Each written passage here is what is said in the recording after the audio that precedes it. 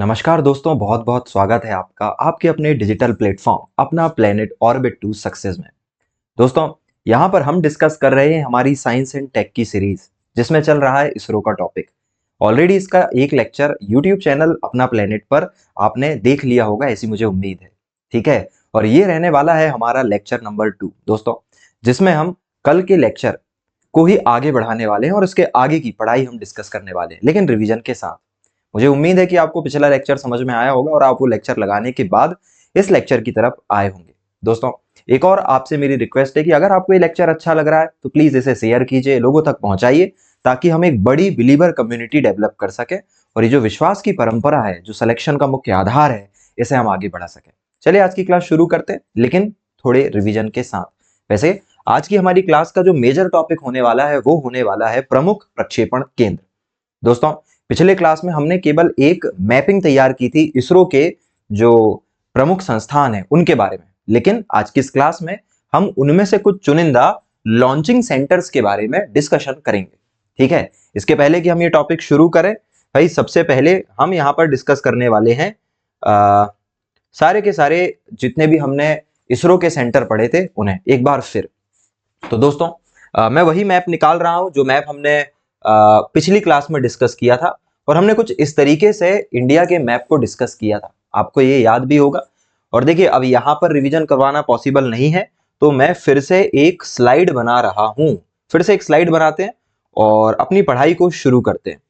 ठीक है, हमारा फिलहाल जो रिवीजन चल रहा है, रिवीजन का हमारा विषय है इसरो के प्रमुख संस्थान। ठीक है, अगर आप सीधे इसी वीडियो से क्लास लगा रहे हैं तो आपको बता दें, इसका ऑलरेडी लेक्चर नंबर 1 चैनल पर उपलब्ध है। आप पहले उसे देखिए, तब आपको समझ में आएगा। रिवीजन का टॉपिक है इसरो के प्रमुख संस्थान, और 5 मिनट के अंदर हम इसका रिवीजन करेंगे, देन फिर आगे की पढ़ाई शुरू करेंगे। मेरी आपसे एक और रिक्वेस्ट है, और साथ ही साथ मैं आपको रिकमेंड भी करूंगा कि आप केवल बिंज वॉचिंग के लिए ये क्लासेस ना लगाएं। बिंज वॉचिंग करने से पढ़ाई लगती है कि हो रही है, लेकिन उसका प्रभाव दिमाग में नहीं रहता। तो आप पेन पेपर लेकर बैठिए और अपने शॉर्ट नोट्स जो है वो इससे तैयार कीजिए। और अगर आपको इसकी पीडीएफ चाहिए तो आपको डिस्क्रिप्शन में लिंक मिलेगा टेलीग्राम चैनल का, वहां जाइए और फिर कनेक्ट हो जाइए। तो वहां पर आपको इजीली सारी की सारी पीडीएफ विद एनोटेशन उपलब्ध हो जाएगी। दोस्तों, इसरो के हमने बहुत सारे संस्थान देखे थे, और इसे पढ़ने का बहुत अच्छा तरीका है, हम क्या करें, इंडिया का एक हम हाइपोथेटिकल जो है मैप बनाने वाले। ये हमने हाइपोथेटिकल मैप बनाया है और हम यहाँ पर संस्थान देखने वाले हैं। पहले जगह शॉर्टलिस्ट कर लेते हैं। भाई पहली जो जगह है हमें देखनी थी, दोस्तों पहली जो जगह हमें देखनी थी वो जगह है उत्तराखंड में देहरादून। पहली जगह क्या है? उत्तराखंड में देहरादून, ये पहली जगह है।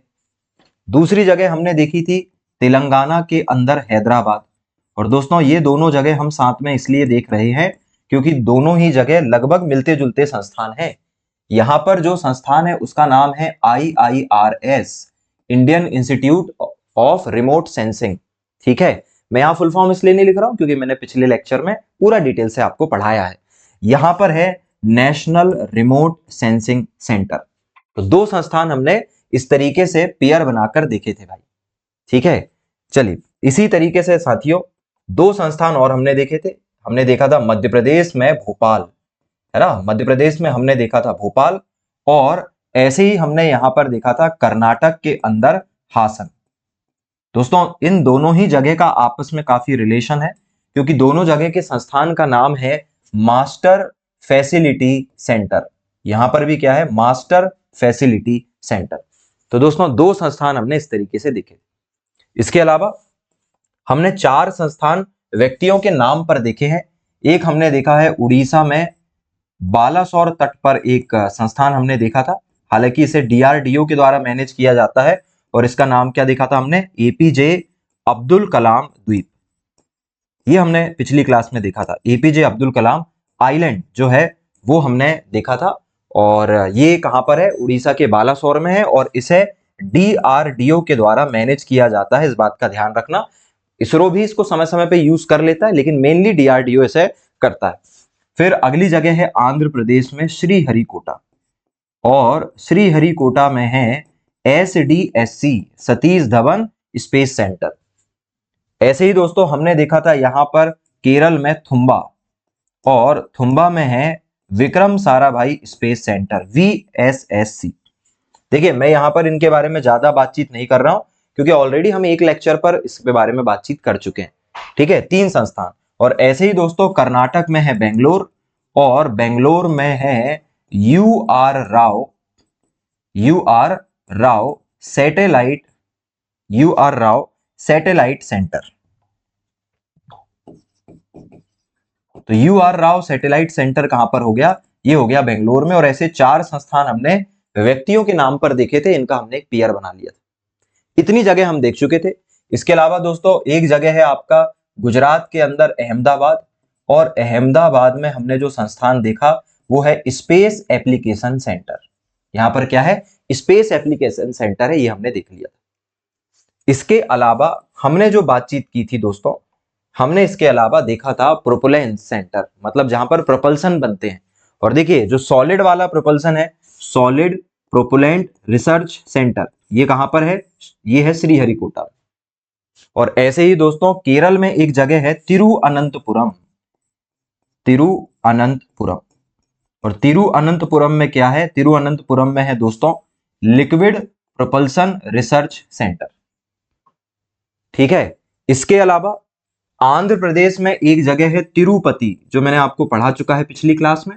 और तिरुपति में आपको क्या मिलेगा? National atmospheric research lab. और दोस्तों तमिलनाडु में एक जगह है, कौन सा आपका? सॉरी तमिलनाडु में नहीं है, यहीं पर बेंगलोर में एक है आपका संस्थान नेशनल डीप स्पेस सेंटर। तो ये सारी की सारी जगह ऑलरेडी हम डिस्कस कर चुके हैं। मैंने बस एक क्विक रिवीजन आपको करवाया है पिछली क्लास का। अगर आपको समझ में नहीं आया है या आपको ऐसा लग रहा है भाई कि ये क्या हो गया है, तो जस्ट आप इसके पिछले लेक्चर में जाइए, लेक्चर नंबर 1 में, और आपको वहां तमाम सारी की सारी डाउट्स का जो है वो क्लियरेंस भी मिल जाएगा और आपको चीजें समझ में भी आ जाएगी। चलिए आज की क्लास शुरू करते हैं। तो आज की क्लास हमारी शुरू होगी प्रमुख प्रक्षेपण केंद्र इसरो के, है ना। अभी भी हमारा टॉपिक क्या चल रहा है? इसरो चल रहा है। तो इसरो के अंतर्गत आने वाले जितने भी लॉन्चिंग सेंटर है, एक एक करके हम उनके बारे में यहां पर बातचीत करने वाले हैं। चलिए दोस्तों, पहला जो हमारा संस्थान होने वाला है वो है सतीश धवन स्पेस सेंटर के बारे में। हम इसे शॉर्ट में क्या बोलते हैं? शॉर्ट में बोलते हैं SDSC। और ये जो सतीश धवन स्पेस सेंटर है, ये है कहां पर? श्रीहरिकोटा आंध्र प्रदेश में है। कहां पर है? श्रीहरिकोटा आंध्र प्रदेश में। और दोस्तों इसका पुराना नाम श्रीहरिकोटा रेंज था। इसका पुराना नाम क्या था? श्रीहरिकोटा रेंज। फिर जब सतीश धवन जी के नाम पर इसे कर दिया गया, तब हम इसे सतीश धवन स्पेस सेंटर कहने लगे। वरना पहले इसे क्या कहा जाता था? इसे SHAR कहा जाता था, शार कहा जाता था। श्रीहरिकोटा रेंज के नाम से इसे जाना जाता था। इसकी स्थापना कब हुई है? इसकी स्थापना हुई है 1971 में। कब बना है? 1971 में बना है। और सतीश धवन नाम इसमें जोड़ा गया है 2002 में। कब जोड़ा गया है? 2002 में जोड़ा गया है। और इसकी खास बात यह है कि ये भूमध्य रेखा के करीब है, और इसलिए भारत का एकमात्र क्या है? ये सैटेलाइट लॉन्चिंग सेंटर है। भारत में अगर आपको कोई भी सैटेलाइट का प्रक्षेपण करना है, लॉन्चिंग करनी है, तो आपके पास केवल एक ही सेंटर है, वो है श्रीहरिकोटा। दोस्तों हम एक और सेंटर डेवलप कर रहे हैं, लेकिन जब तक वो नहीं बन जाता तब तक तो हमें यही पढ़ना पड़ेगा कि भाई अभी हमारे पास एक ही सैटेलाइट सेंटर है भारत में। इसकी खास बात यह है दोस्तों, भारत का प्रमुख प्रक्षेपण केंद्र है। PSLV और GSLV का प्रक्षेपण यहीं से होता है, और समुद्र तट पर होने के कारण यह सुरक्षित भी है।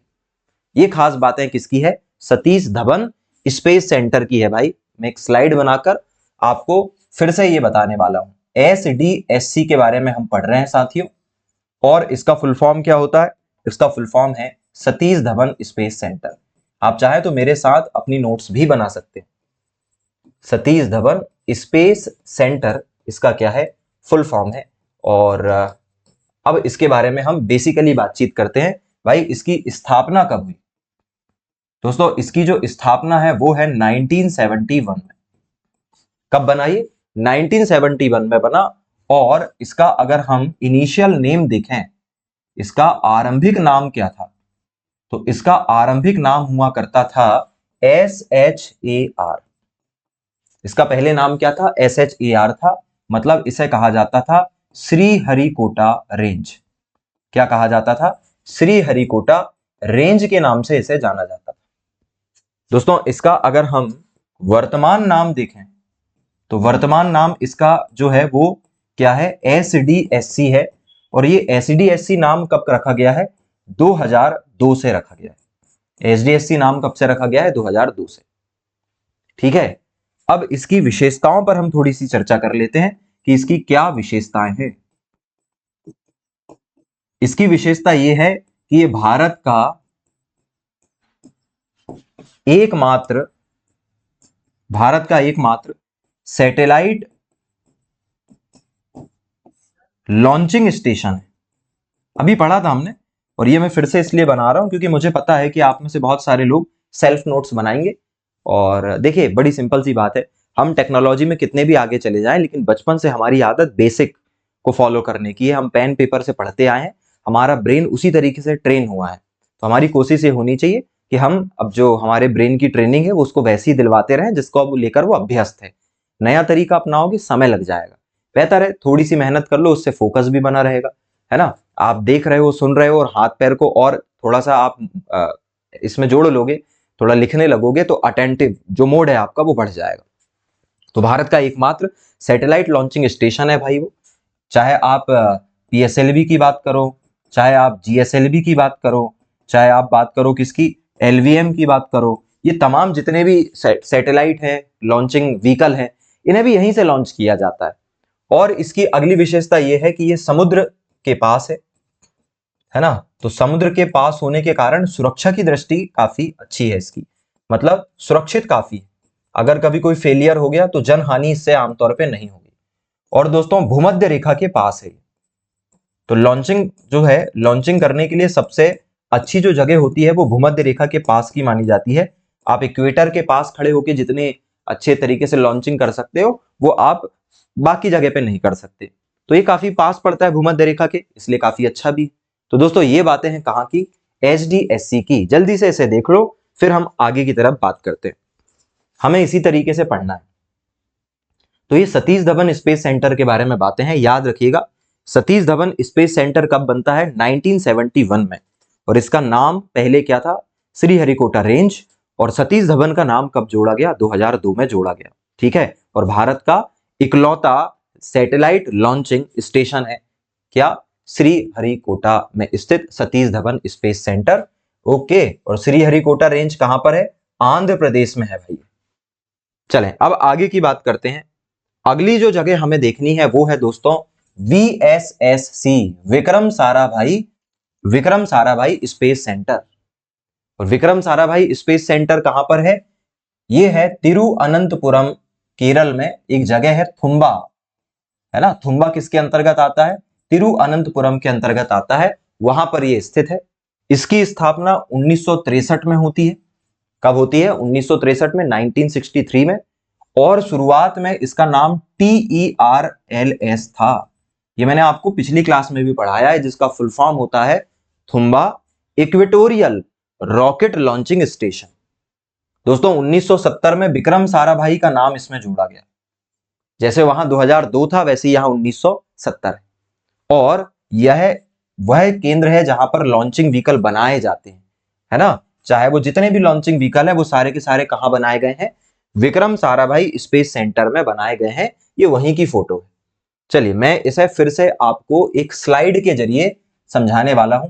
अब हम पढ़ रहे हैं VSSC, जिसका फुल फॉर्म क्या होता है? इसका फुल फॉर्म होता है विक्रम साराभाई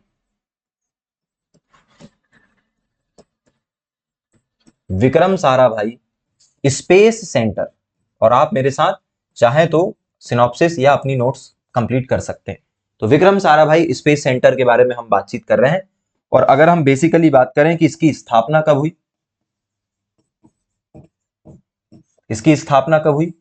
ठीक है, तो इसकी स्थापना हुई है 1963 में। इसका आरंभिक नाम क्या था? इनिशियल नेम दोस्तों, इसका आरंभिक नाम था TERLS। ठीक है, वैसे कहां पर है विक्रम साराभाई स्पेस सेंटर? तो ये है थुम्बा में। कहां पर है, थुम्बा में है, और थुम्बा कहां पर आता है, तिरुअनंतपुरम केरल में आता है। इसका शुरुआती नाम क्या था, TERLS, मतलब Thumba equatorial rocket launching station.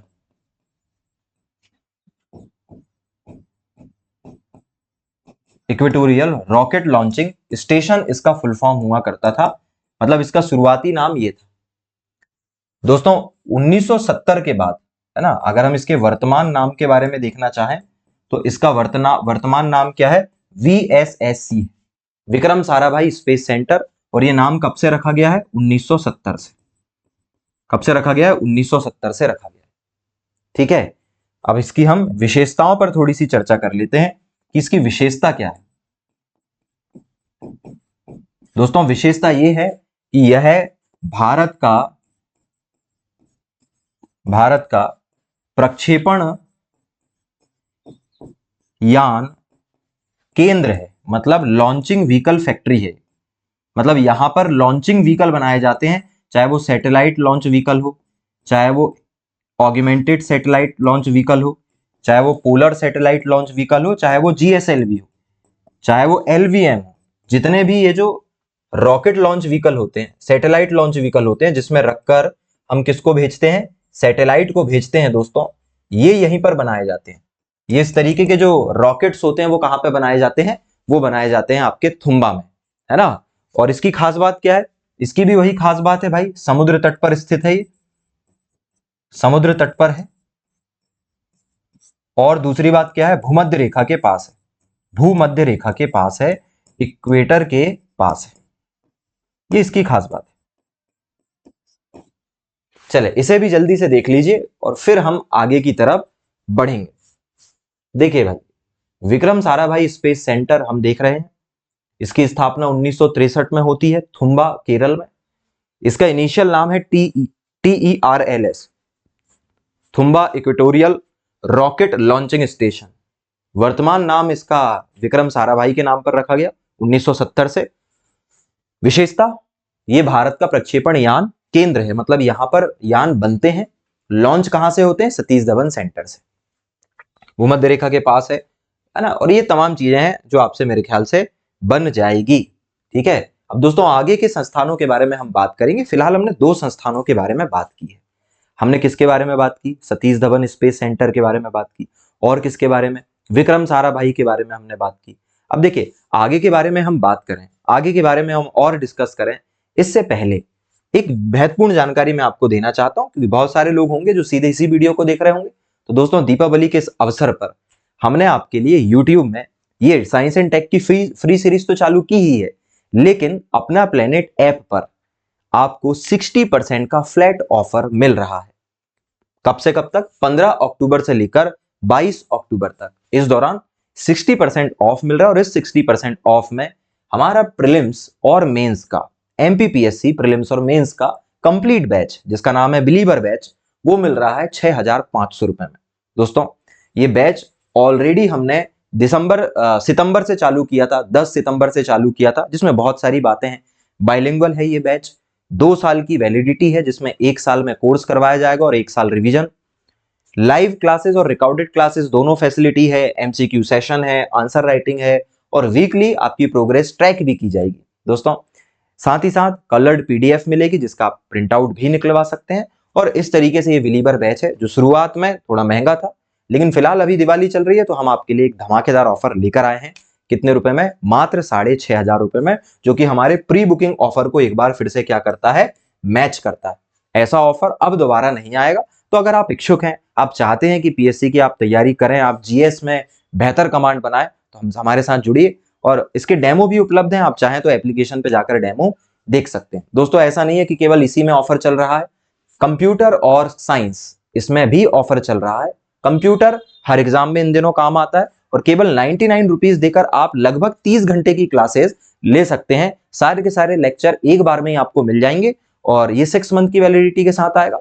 और दोस्तों अगर आपको कंप्लीट साइंस चाहिए, जिसमें फिजिक्स, केमिस्ट्री, बायोलॉजी और कंप्यूटर खुद है, ये केवल 399 में है, 1 साल की वैलिडिटी के साथ। तो ये थी दोस्तों कुछ इंफॉर्मेशन। जो भी इच्छुक लोग हैं वो आ सकते हैं। डिस्क्रिप्शन में ही आपको एप्लीकेशन की लिंक भी मिल जाएगी। ओके, चलें अब आगे की हम बात करते हैं। अभी तक हमने केवल 2 संस्थानों के बारे में देखा, सतीश धवन स्पेस सेंटर के बारे में बातचीत की है हमने, और बात की है विक्रम साराभाई स्पेस सेंटर के बारे में। अब हम अगला जो संस्थान देख रहे हैं वो है एपीजे अब्दुल कलाम द्वीप। दोस्तों कहां पर है ये? उड़ीसा में है, और इसे कौन संभालता है? डीआरडीओ संभालता है, लेकिन कभी जरूरत पड़ती है तो इसरो को भी वो दे देता है। देखिए ये कहां पर है? उड़ीसा के तट पर स्थित है। उड़ीसा में, उड़ीसा से 10 किलोमीटर दूर ये स्थित, और भद्रक से, और इसका पुराना नाम था इनर व्हीलर द्वीप। क्या नाम था? इनर व्हीलर आइलैंड इसका नाम था। 2015 में इसका नाम क्या कर दिया गया? एपीजे अब्दुल कलाम के नाम पे कर दिया गया। और दोस्तों यह भारत का वो केंद्र है जहां पर मिसाइल की टेस्टिंग की जाती है, मिसाइल की टेस्टिंग। और इसे कौन संभालता है? डीआरडीओ, मतलब defence research and development organisation इसे मैनेज करता है। दोस्तों जितनी भी मिसाइल है आप इस फोटो में देख सकते हो, मिसाइल की जो भी टेस्टिंग होती है वो कहां से होती है? डीआरडीओ से होती है। समय पड़ने पर इसरो भी इसका इस्तेमाल कर सकता है, लेकिन आमतौर पे डीआरडीओ के द्वारा ही ये क्या होती है? मैनेज होती है। मैं इसकी भी आपको एक स्लाइड बनाकर बताता हूं। अब हम देख रहे हैं एपीजे अब्दुल कलाम द्वीप। एपीजे अब्दुल कलाम द्वीप के बारे में हम बातचीत कर रहे हैं, आइलैंड के बारे में हम बातचीत कर रहे हैं। दोस्तों इसकी स्थापना कब हुई? इसकी स्थापना हुई है 1982 में। कब हुई है इसकी स्थापना? इसकी स्थापना हुई है 1982 में। लेकिन इसका जो नामकरण किया गया है एपीजे अब्दुल कलाम के नाम पर, ये कब किया गया है? 2015 में इसका नामकरण क्या कर दिया गया? एपीजे अब्दुल कलाम के नाम पे कर दिया गया। तो फिर इसका पुराना नाम क्या था? इसका पुराना नाम था इनर व्हीलर आइलैंड। क्या था? इनर व्हीलर आइलैंड इसका पुराना नाम था। दोस्तों इसका जो नियंत्रक है, इसका जो कंट्रोलर है वो है DRDO, defence research and development organisation. और अगर हम इसकी विशेषताओं की बात करें कि भाई इसकी विशेषता क्या है, तो दोस्तों यह भारत की एकमात्र मिसाइल टेस्ट रेंज है। भारत की क्या है? एकमात्र मिसाइल टेस्ट रेंज। यहां पर क्या होती है? मिसाइल की टेस्टिंग होती है। जो भी नई मिसाइल बनती है उसकी टेस्टिंग कहां पर होती है? कहां पर स्थित है भाई? ये कहां पर स्थित है? ये स्थित है उड़ीसा में, भद्रक करके एक जगह है। भद्रक से 10 किलोमीटर दूर बालासोर तट, या बालासोर में एक जगह है चांदीपुर, वहां पर स्थित। ये इसकी जो है वो पोजीशन है। बालासोर में भी अगर और अंदर जाना चाहें तो चांदीपुर करके एक छोटा सा तट है उड़ीसा के पास, वहां पर ये स्थित है। चलिए इसे भी देख लीजिए, क्योंकि इन्हीं स्लाइड से आपका रिवीजन जो है वो अच्छे से होगा। जल्दी से इसे देखिए और फिर हम आगे की तरफ चलेंगे, है ना। तो एपीजे अब्दुल कलाम आइलैंड की बात करें तो स्थापना होती है 1982 में, नामकरण 2015 में। कुछ भी पूछा जा सकता है भाई। और आप अगर देखें प्रीवियस ईयर क्वेश्चन, तो यहां से बहुत क्वेश्चन आए हैं, चाहे हम एमपी पुलिस की बात करें, चाहे हम एसआई की बात करें, है ना। एसआई में सिलेबस में है ये, और एमपीपीएससी में तो यहां से आते ही हैं क्वेश्चन। तो दोस्तों ये जो हमारी फ्री सीरीज चल रही है ना, ये एक मल्टीपर्पज सीरीज है, और अगर आप इसमें अच्छा रिस्पॉन्स हमें दोगे तो हम आगे भी बहुत सारे सब्जेक्ट आपके लिए इंट्रोड्यूस करेंगे। एमपी जी के हम यूट्यूब पर आपके लिए ला सकते हैं, बहुत सारे सब्जेक्ट हम आपके लिए ला सकते हैं। तो बस वही है कि आपको थोड़ा सा सपोर्ट करना पड़ेगा, है ना। सब्सक्राइब कीजिए इस चैनल को, थोड़ा सा प्रमोट कीजिए, ताकि हम एक बड़ी बिलीवर कम्युनिटी बना सकें। पढ़ने पढ़ाने में मजा आएगा हमें, ठीक है। और अगर आपको अच्छा लग रहा है पढ़ने पर, आपको लग रहा है कि यार आपकी हेल्प हो रही है, तो आप कमेंट में अप्रिशिएट हमें कर सकते हैं। इससे हमारा मोटिवेशन हाई रहता है और वीडियो बनाने में मजा आता है। खैर, तो हमने अभी तक क्या क्या देख लिया भाई? सतीश धवन स्पेस सेंटर के बारे में हमने बातचीत की, सही है। फिर हमने विक्रम साराभाई सेंटर के बारे में बातचीत की, और अब हमने किसके बारे में बात की है? एपीजे अब्दुल कलाम आइलैंड के बारे में बातचीत की है। चलिए एक छोटा सा क्विक रिवीजन पहले सबका कर लेते हैं, ताकि एक बार चीजें याद हो जाए। देखिए सतीश धवन स्पेस सेंटर 71 में बना था। 71 नामकरण कब हुआ है इसका? 2002 में सतीश धवन का नाम जुड़ा इसमें। क्या है ये? भारत का एकमात्र सैटेलाइट लॉन्चिंग स्टेशन है। अभी मैं आपको एक स्लाइड बनाकर पूरा समझा दूंगा। विक्रम साराभाई का जो स्पेस सेंटर है वो 63 में बना, नामकरण 70 में हो गया। और ऐसे ही ये जो संस्था है आपकी, ये बनी है 82 में और इसका नाम हुआ है 2015 में एपीजे अब्दुल कलाम के नाम पर। ठीक है, अब भाई आगे की हम बात कर रहे हैं और अगला जो हमारा संस्थान है वो है मास्टर कंट्रोल फैसिलिटी या मास्टर फैसिलिटी सेंटर, जो आपको बोलना। तो ये जो मास्टर कंट्रोल फैसिलिटी सेंटर है दोस्तों, ये दो जगह स्थित है, एक तो है हासन में और एक है भोपाल में। हमने मैप में देखा था, ये दो जगह स्थित है, हासन में और भोपाल में। पहले बना है हासन में और फिर बना है भोपाल में। हासन में 1982 में बन गया था, जब सरकार को लगा कि इसकी एक और ब्रांच होनी चाहिए तो उन्होंने 2005 में भोपाल में इसे बना दिया। दोस्तों, जितने भी इसरो के द्वारा भू स्थिर उपग्रह भेजे जाते हैं, अब ये भू स्थिर मतलब जियो स्टेशनरी सैटेलाइट क्या होते हैं, थोड़ा ध्यान देना। ये है पृथ्वी, अर्थ, और पृथ्वी के चारों तरफ हमने कुछ कक्षाएं इमेजिन कर रखी। ये जो आखिरी वाली कक्षा है ये कहलाती है जियो अर्थ ऑर्बिट। और जब भी कोई उपग्रह यहां पर आ जाता है और यहां पर पृथ्वी के चक्कर लगाता है तो वह पृथ्वी से स्थिर दिखाई देता है, चलता हुआ दिखाई नहीं देता, स्थिर दिखाई देता है। इसको कहते हैं जियो स्टेशनरी ऑर्बिट।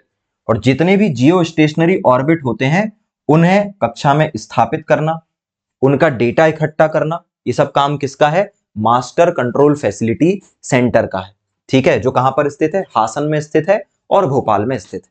हासन में बना 1982 में, भोपाल में बना 2005 में। इसरो के जितने भी उपग्रह होते हैं जो जियो स्टेशनरी होते हैं, भूस्थिर होते हैं, उन्हें स्थापित करना, उन्हें बनाए रखना, उनकी देखभाल करना, ये इसका काम है। और यह 24x7 काम करता है। इस तरीके से लोग बैठकर नजर रखते रहते हैं उपग्रहों पर। और जो इनसैट और जीसैट नाम के उपग्रह हैं हमारे, खासतौर पे इनको चलाने में मदद करता है कौन? ये। ठीक है, और कहां पर स्थित है master control facility centre? Hassan में और भोपाल में। ठीक है, चले इसकी भी स्लाइड बना दे क्या? चलो भाई, मास्टर कंट्रोल फैसिलिटी सेंटर, या हमने क्या पढ़ा है इसे? Master facility centre. कहां पर स्थित है भाई? अच्छा, पहले देखते हैं स्थापना कब हुई। दोस्तों, इसकी स्थापना हुई है 1982 में। और कहां पर हुई है? हासन, कर्नाटक में। जहां पहली बार बना होगा वहीं स्थापना हुई होगी। अगर हम इसके हेडक्वार्टर की बात करें तो दो जगह, एक है हासन में, कर्नाटक के हासन में 1982 से चल रहा है, और दूसरा कहां पर है? भोपाल में। भोपाल कहां पर है? एमपी में। और ये कब बना? 2005 में बना।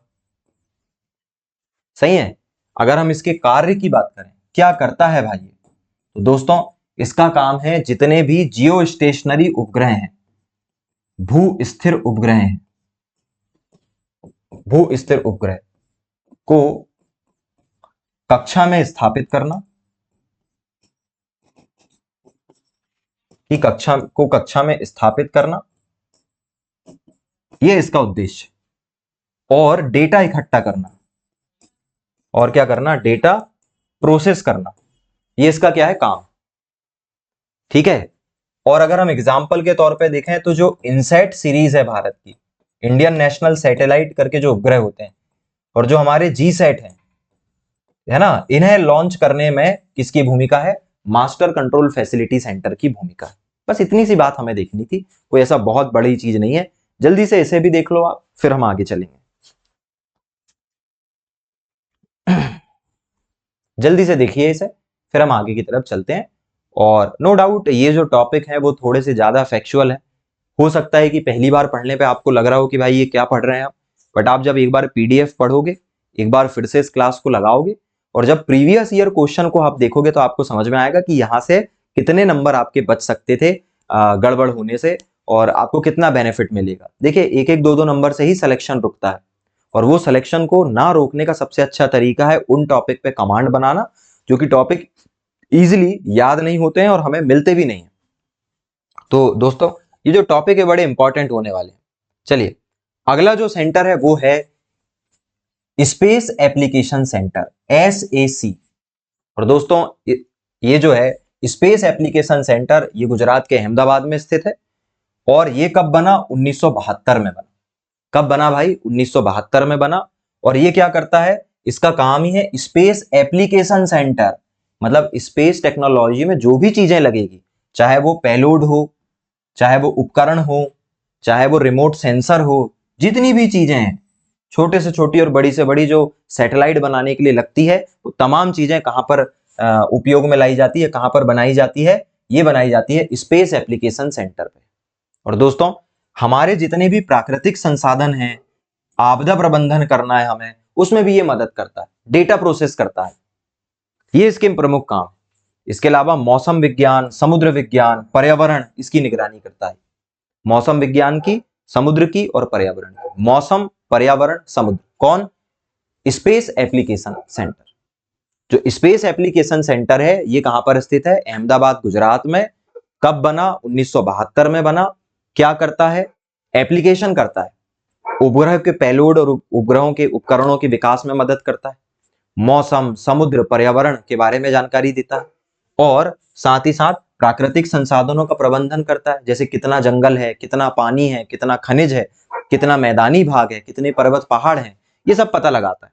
और कई बार जब नेचुरल डिजास्टर आ जाता है, आपदा आ जाती है, तो आपदा प्रबंधन में भी मदद करता है भाई। कौन? Space application centre. इसरो के अंदर ही आती है सारी की सारी चीजें। चलें, अगला जो है दोस्तों हमारा विषय, वो है U R Rao satellite centre. और U R Rao satellite centre कहां पर है? बेंगलोर में है। कब बना? 1972 में बना ये भी। और इसका पुराना नाम था इसरो सैटेलाइट सेंटर। क्या था? ISRO satellite centre. दोस्तों, फिर आगे चलकर 2010 में इसका नाम क्या हो गया? यू आर राव, सॉरी 2019 में इसका नाम क्या हुआ है? यू आर राव के नाम पर किया गया। और यहां पर क्या बनते हैं? यहां पर जितने भी सैटेलाइट होते हैं, उनका डिजाइन बनाया जाता है और उनका विकास किया जाता है। ठीक है, डिजाइन और विकास। जैसे ये देखो, ये डिजाइन तैयार हो रहा है यहां पर चंद्रयान-1 का। तो दोस्तों, हमने इतने संस्थान हमने डिस्कस किए। ठीक है, अब एक काम करते हैं, हम एक टेबल तैयार करते हैं। हम एक टेबल तैयार कर रहे हैं और उस टेबल में हम कंपेयर करते हुए हमारा सारा रिवीजन कर लेंगे और इस टॉपिक को यहीं खत्म करेंगे। तो देखिए, यहां पर हम देखने वाले हैं प्रमुख केंद्र, जो भी मेजर हमने सेंटर्स देखे हैं वो हम यहां पर देखने वाले हैं। और हमने कौन कौन से सेंटर देखे हैं भाई? सबसे पहले हमने देखा है Satish Dhawan space centre, SDSC। फिर हमने देखा है विक्रम साराभाई स्पेस सेंटर, ये हमने देखा, सही है। फिर हमने देखा APJ अब्दुल कलाम द्वीप, APJ अब्दुल कलाम द्वीप, ये हमने देखा। उसके बाद हमने देखा मास्टर कंट्रोल फैसिलिटी सेंटर। अब मास्टर फैसिलिटी सेंटर भी बोल सकते हो। फिर इसके अलावा हमने देखा स्पेस एप्लीकेशन सेंटर, और हमने देखा U R Rao satellite centre. दोस्तों, इतने संस्थान हमने फिलहाल डिस्कस करे हैं और हम इनके बारे में क्या क्या देखने वाले हैं। सबसे पहले देखेंगे इनकी स्थापना कब हुई। ठीक है, अच्छा कहां है ये भी देख लेते हैं। तो हम इनके हेडक्वार्टर्स देखने वाले हैं, कहां पर स्थित है। ठीक है, अगर इनका कोई नाम परिवर्तन हुआ है, अगर इनका नाम परिवर्तन हुआ है तो कब हुआ वो नाम परिवर्तन, उस पर भी चर्चा कर लेंगे। और इनकी विशेषता क्या है या इनका काम क्या है, जो भी इंपॉर्टेंट चीज है वो हम लास्ट कॉलम में देखेंगे। सही है दोस्तों, अब बात करते हैं सतीश धवन स्पेस सेंटर। किसकी मैं बात कर रहा हूं? सतीश धवन का जो स्पेस सेंटर। अब देखो, फिर से मैं एक स्लाइड आपके सामने निकाल देता हूं। ये हमने देखा था सतीश धवन स्पेस सेंटर, कुछ याद आ रहा है? सतीश धवन स्पेस सेंटर कब बना, यहां पर आपको बताना है। फिर विक्रम साराभाई, तमाम चीजें। क्या करें, होमवर्क दें या यहीं करवा दें? यहीं करवा देते हैं। तो सतीश धवन स्पेस सेंटर बना है भाई कब? 1971 में। कब बना है? 1971 में बना है, आपको याद आ रहा होगा। कब बना है? 1971 में। और नाम परिवर्तन कब हुआ है इसका? 2002 में। 2002 में ही हुआ है ना इसका नाम परिवर्तन, एक बार चेक कर लें। हाँ भाई, 2002 में सतीश धवन नाम इसका कर दिया गया था। और इसका हेडक्वार्टर कहां है? श्रीहरिकोटा। इसका हेडक्वार्टर कहां है? श्रीहरिकोटा, आंध्र प्रदेश में इसका हेडक्वार्टर है। ठीक है, और इसका पुराना नाम क्या था भाई? एक कॉलम बनाए इसके लिए, यहां बनाते हैं पुराना नाम। यहां पर पुराना नाम हम देखने वाले हैं। तो दोस्तों इसका जो पुराना नाम है वो है श्रीहरिकोटा रेंज। क्या है पुराना नाम? श्रीहरिकोटा रेंज। ये पहली बातचीत हो गई। चलिए, तो पुराना नाम है इसका श्रीहरिकोटा रेंज। बना कब था? 1971 में बना। कब बना है? 1971 में बना है। हेडक्वार्टर कहां है? श्रीहरिकोटा में। नाम 2002 में बदला इसका। और विशेषता यह है कि ये क्या है? भारत का एकमात्र सैटेलाइट लॉन्चिंग स्टेशन। क्या है? सैटेलाइट लॉन्चिंग स्टेशन है भाई, भारत का एकमात्र। अब ये तो आपको पता ही है, सैटेलाइट लॉन्चिंग के लिए जाना जाता है। अब बात करते हैं विक्रम साराभाई स्पेस सेंटर की। दोस्तों, विक्रम साराभाई स्पेस सेंटर का पुराना नाम है Thumba equatorial rocket launching station. कुछ याद आ रहा है? कब बना ये? 1963 में बना। कहां पर स्थित है? ये है तिरुअनंतपुरम में। कहां पर है? तिरुअनंतपुरम, केरल में स्थित है।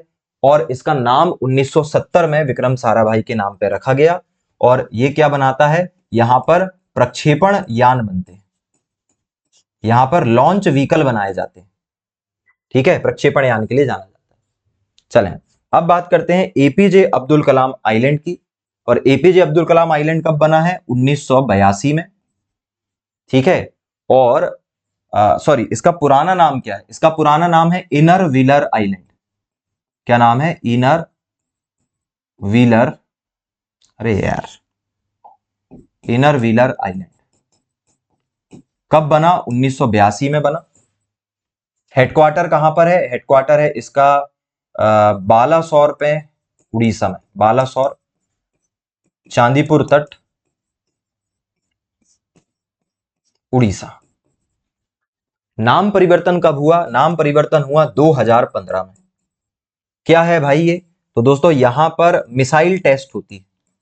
यहां पर क्या होती है? मिसाइल की टेस्टिंग होती है कि मिसाइल सही तरीके से काम कर रही है या नहीं। देखिए, सबकी अपनी एक अलग विशेषता है। और ये टेबल अगर आपको याद हो गई तो सब कुछ आपके ग्रिप में आ जाएगा। चलें, आगे की बात करते हैं। चलें भाई, अब बात करते हैं मास्टर कंट्रोल फैसिलिटी सेंटर। और इसका कोई भी पुराना नाम नहीं है, कोई भी पुराना नाम नहीं है इसका। ठीक है, इसकी स्थापना कब हुई? 1982 में हुई। इसके हेडक्वार्टर कहां है? एक है हासन में 1982 से, और एक है भोपाल में 2005 से। नाम परिवर्तन नहीं हुआ है इसका, एक ही नाम है। और विशेषता क्या है भाई? तो ये विशेषता ये है कि अभी ये कंट्रोलिंग का काम करता है ना, जितने भी जियो स्टेशनरी सैटेलाइट है उनको कंट्रोल करता है। चलें, अगली बात करते हैं हम। अगली जो हमारी बातचीत है वो होगी स्पेस एप्लीकेशन सेंटर की। और स्पेस एप्लीकेशन सेंटर कब बना? 1972 में। कोई इसका पुराना नाम नहीं है।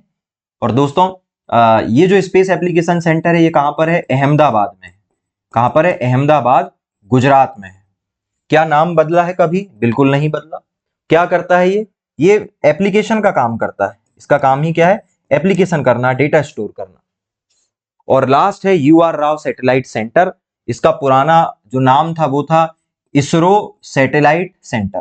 क्या नाम था? इसरो सैटेलाइट सेंटर इसका नाम था। और इसकी स्थापना कब हुई है? 1972 में। कहां पर स्थित है ये? बेंगलोर में। कलर बदल देते हैं, कलर बदल देते हैं भाई, शुरू से थोड़ी मेहनत करना पड़ेगा। कलर बदल देते हैं। और अब कलर क्या करते हैं? कलर कर देते हैं इसका कुछ इस तरीके का कर देते हैं, ये वाला ब्लू कर देते हैं। तो यूआर राव सेट इसका है ये इसरो सैटेलाइट सेंटर। और ये कब बना? 1972 में बना। इसका हेडक्वार्टर कहां पर है? बेंगलोर में है, बेंगलोर कर्नाटक में। इसका नाम परिवर्तन हुआ है 2019 में। और ये क्या करता है भाई? ये यहां पर सैटेलाइट का डिजाइन बनाया जाता है, सैटेलाइट डिजाइनिंग यहां पर होती है। देखिए, सारी बातें डिटेल से अलग लिखी है, बट ये टेबल जो है ना, ये कंपैरिजन टेबल है, इससे चीजें का कंफ्यूजन नहीं होगा आपको। और अगर ये टेबल आपको याद हो गई तो भाई ये समझ जाइए कि फिर आपको कोई रोक नहीं सकता इस टॉपिक को तैयार करने में। तो ये टेबल होगी कैसे याद? जब आप पहले इस लेक्चर को अच्छे से लगाओगे, इसकी स्लाइड्स बनाओगे और फिर इसका रिवीजन करोगे तब। ठीक है, तो दोस्तों, हमारा पहला जो चैप्टर हमने पिछली क्लास में शुरू किया था वो इस क्लास में खत्म होता है। और हम मिलेंगे अगली क्लास में। और ये सीरीज जो है ये चलती रहेगी, यूट्यूब पे हर दिन वीडियो आएगा। तो प्लीज लोगों तक इस बात को पहुंचाइए और कमेंट कीजिए यार, मोटिवेशन बना रहता है। हम मिलते हैं अगली क्लास में। नमस्कार।